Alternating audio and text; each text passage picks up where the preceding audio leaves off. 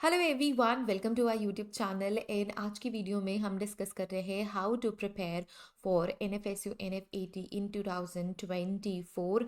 हम सिलेबस भी डिस्कस करेंगे, हम रैशनलाइज कंटेंट के बारे में भी डिस्कस करेंगे एंड ये जानेंगे कि आपको एग्जैक्टली पढ़ना क्या है। NFSU के साइड से क्या नोटिफिकेशन है।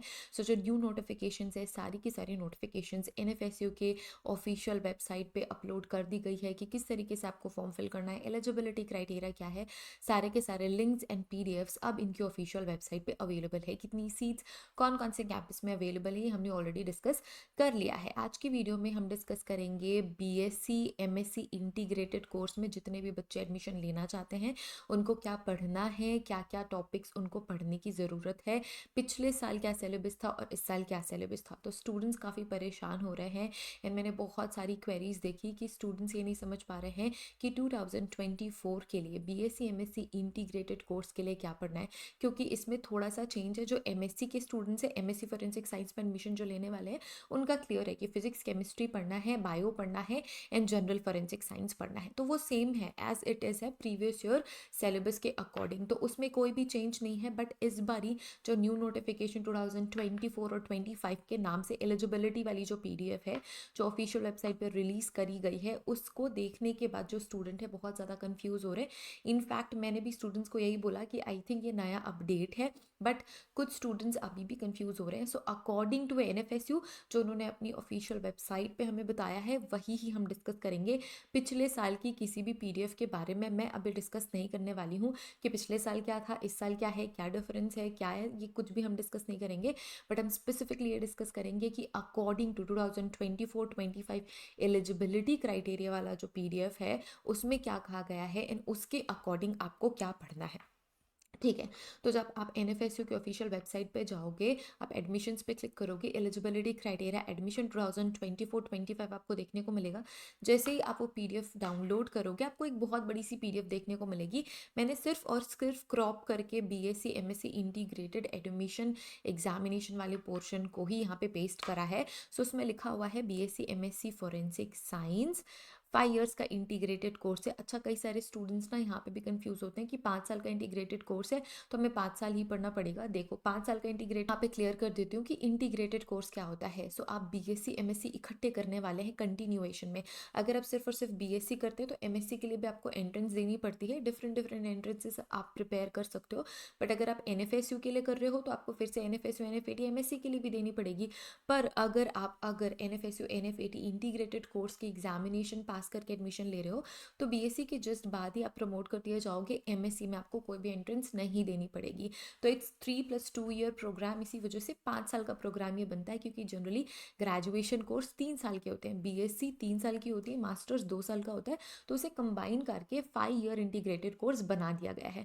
अब कई सारे स्टूडेंट यहाँ पे भी बहुत ज़्यादा स्ट्रेस लेते हैं, ये सोचते हैं कि हमें तो सिर्फ ग्रेजुएशन ही करना है, NFSU से करना है तो हम इंटीग्रेटेड कोर्स में एडमिशन लेंगे तो क्या हमें 5 इयर्स तक कंपलसरी पढ़ना ही पड़ेगा। तो ऐसा कुछ भी नहीं है। आप अपने ग्रेजुएशन के बाद अगर आपके कोई और गवर्नमेंट एग्जाम की प्रिपरेशन के प्लान्स है या फिर आपके जो भी अदर प्लान्स है आप वो एग्जीक्यूट कर सकते हो। ग्रेजुएशन के बाद आप यूनिवर्सिटी छोड़ भी सकते हो। ज़रूरी नहीं कि 5 साल का कोर्स है तो ज़बरदस्ती आपको 5 साल पढ़ते ही रहना पड़ेगा। ये आपकी विल के ऊपर है कि आप कंटिन्यू करना चाहते हो नहीं करना चाहते हो एमएससी के लिए। तो ये 2 पॉइंट्स यहाँ पे क्लियर हो गए। ठीक है। अब यहाँ पे देखो डिफरेंट डिफरेंट जो सीट्स अवेलेबल हैं कैंपसेस में वो हम देख लेते हैं। गांधीनगर में 40 सीट्स है, दिल्ली में 40 सीट्स है, गोवा में 40 सीट्स है, त्रिपुरा में 40 सीट्स है, धारवाड़ में 30 सीट्स है, भोपाल में 30 सीट्स है। अब एक एक क्वेश्चन यहाँ पे फिर से स्टूडेंट्स मुझसे पूछ रहे हैं कि और भी डिफरेंट कैंपसेस हैं, बट जब हम फॉर्म फिल कर रहे हैं तो वो प्रेफरेंस नहीं मिल रही। तो देखो यहाँ पे जितने भी कैंपसेस मेंशन है ना वहाँ ही इंटीग्रेटेड कोर्स अवेलेबल है। उसके अलावा किसी भी और कैंपस में इंटीग्रेटेड कोर्स अवेलेबल नहीं है। अगर अवेलेबल होता तो यहाँ पे मेंशन होता, जैसे कि पुणे का कैंपस, राइट। तो पुणे के कैंपस में डिफरेंट कोर्सेज हैं बट इंटीग्रेटेड कोर्स अभी शुरू नहीं हुआ, इस वजह से आपको पुणे यहाँ पे मेंशन नहीं हो रहा है। जैसे कि धारवाड़ में मेंशन है, भोपाल में मेंशन है, त्रिपुरा में है तो वो भी मेंशन है। तो जितने भी कैंपसेस में BSc MSc integrated course available है वो यहाँ पे मेंशन है, नंबर ऑफ सीट्स भी मेंशन है। तो आप ये सोच के परेशान मत हो कि बहुत सारे कैंपसेस हैं NFSU के बट हमको बीएससी एमएससी इंटीग्रेटेड क्यों नहीं मिल रहा है, क्योंकि बहुत सारे ऐसे कैंपसेस हैं जहाँ पे कई सारे डिफरेंट कोर्स हैं बट बीएससी एमएससी इंटीग्रेटेड नहीं है। तो यहाँ पे पैनिक नहीं करना है, ये सारे कैंपसेस आप प्रेफर कर सकते हो। जो फीस है पर semester it will be 65,000 rupees पर सेमेस्टर।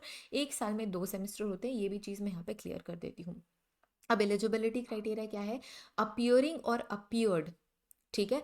अगर आप 1 साल का ड्रॉप ले चुके हैं, 2 साल का ड्रॉप ले चुके हैं, अगर आप एक ड्रॉपर स्टूडेंट है तो भी आप एलिजिबल हो। अगर आप अभी 2024 में 12th का एग्जाम देने वाले हो, दे रहे हो, तो भी आप एलिजिबल हो for this examination. So 10+2 is equivalent, या 10+2 का इक्विवेलेंट या 10+2 होना चाहिए। आप PCB से भी हो सकते हो, PCM से भी हो सकते हो, PCMB से भी हो सकते हो, ठीक है। कई सारे स्टूडेंट का मैथ्स के साथ बायो भी होता है ना, कई लोगों का सिर्फ मैथ्स होता है, कई लोगों का सिर्फ बायो होता है। तो ये तीनों ही कैटेगरी के स्टूडेंट्स एलिजिबल हैं फॉर दिस एंट्रेंस एग्जामिनेशन। ये क्वेश्चन भी कई बारी स्टूडेंट्स पूछते हैं कि हमारा तो मैथ्स था, तो क्या हम BSc MSc कर सकते हैं फॉरेंसिक साइंस में? येस, आप कर सकते हो। अगर आपका कंबाइंड कोर्स है बायो प्लस मैथ्स, तो भी आप एलिजिबल हो। आपका सिर्फ मैथ्स था तो भी आप एलिजिबल हो। आपका सिर्फ बायो था तो भी आप एलिजिबल हो। सिर्फ bio in sense physics chemistry तो साथ में ही आती है, राइट?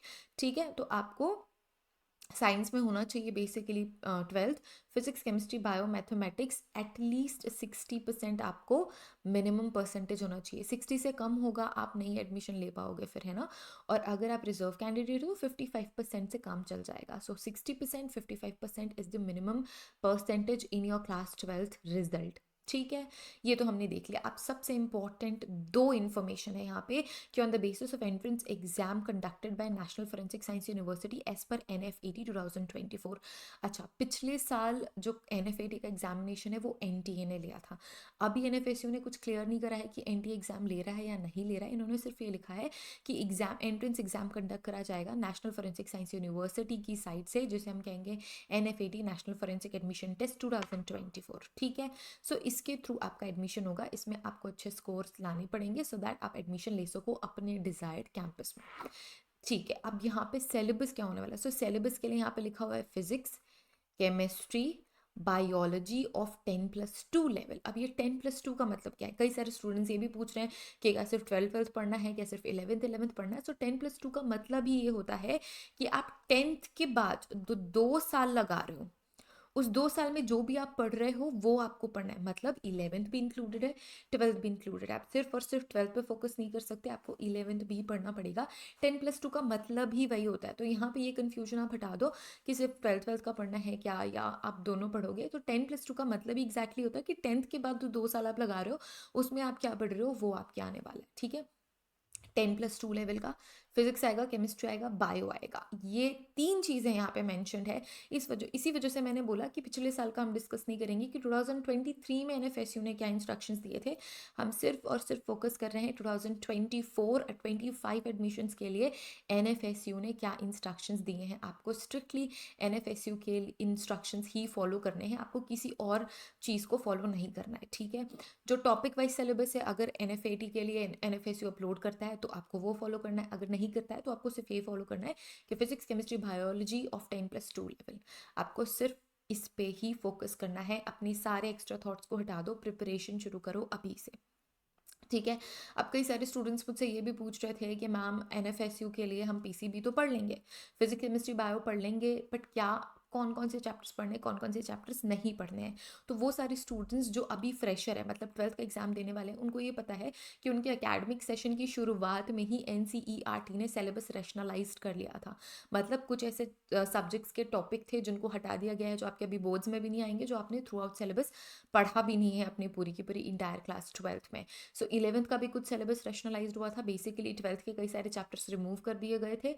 तो वो आपको सिलेबस पढ़ना है या कौन सा सिलेबस पढ़ना है? तो मैं यही आपको बोलूँगी कि जब NCERT ने सिलेबस रैशनलाइज कर दिया है, तो अगर 10+2 लेवल आपको PCB पढ़ना है तो आपको वही चैप्टर्स फॉलो करने हैं जो रैशनलाइज्ड हो चुका है।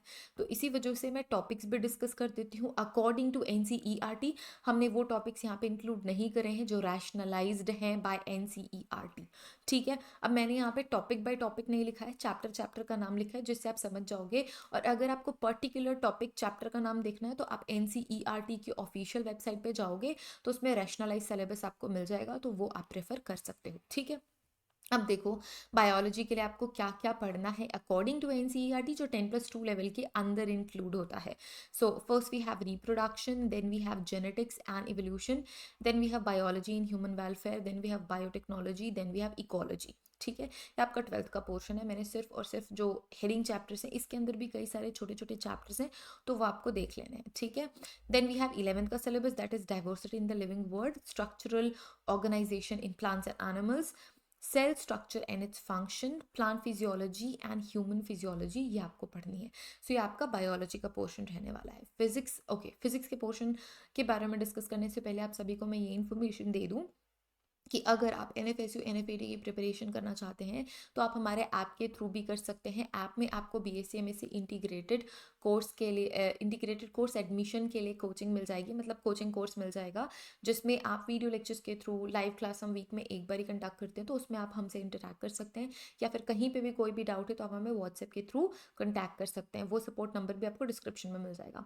सो आप वीडियो लेक्चर्स मिल जाएंगे, आपको PDF नोट्स मिल जाएंगे। अगर आप हमारे PDF नोट्स रेफर कर रहे हैं तो आपको कोई भी further study material book refer करने की ज़रूरत नहीं पड़ेगी। हमारे PDF में हमने सारी चीज़ें इंक्लूड करके रखी हैं।